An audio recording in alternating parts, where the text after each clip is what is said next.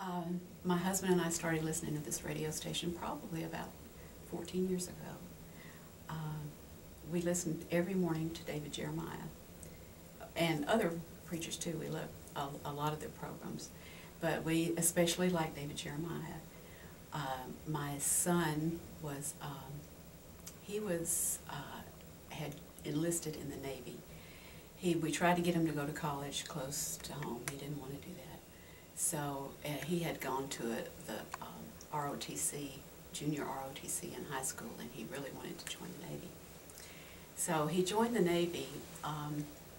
He had professed to be a Christian earlier in his life and was baptized, and so we weren't really that worried about him. But he left home.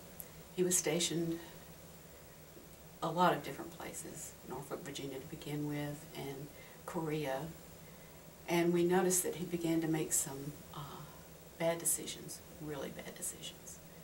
My husband and I prayed a lot. I cried a lot, and we talked to him many times. He did stay in touch, but we were definitely worried about him. We noticed a lot of changes in him, and it's funny that it's really fascinating to see how the Lord answers prayers, because he got stationed in San Diego.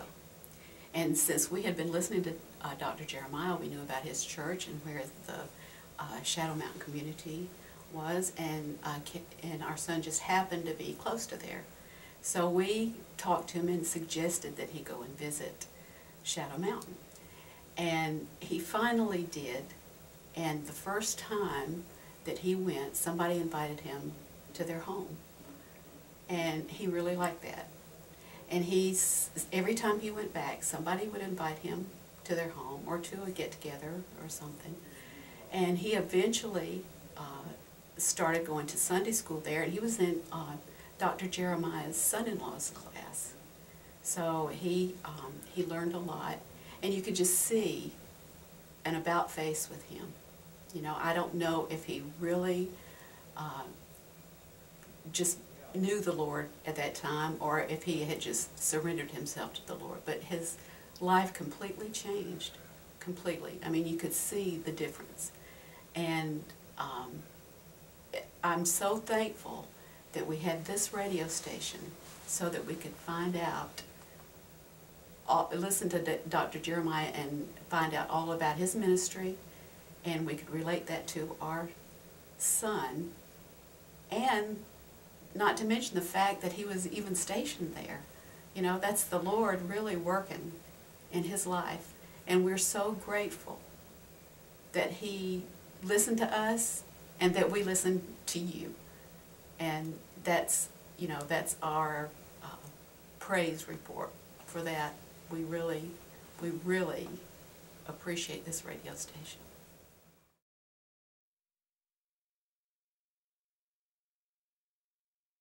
My dad was in the hospital, and while he was in the emergency room, and while he was there, we saw a man that was there alone.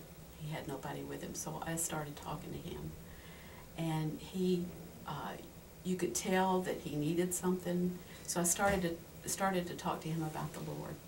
They put him in a different room, and I went to visit him there, but my mom kept coming in after me and kept interrupting me, so I didn't get to finish witnessing to him.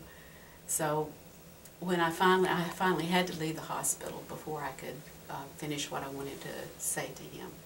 And when I left, I drove to a parking lot at a Walmart, and I was looking for a radio station, looking for something to make me feel better, you know. And this radio station was having their share-a-thon, and taking calls and taking prayer requests.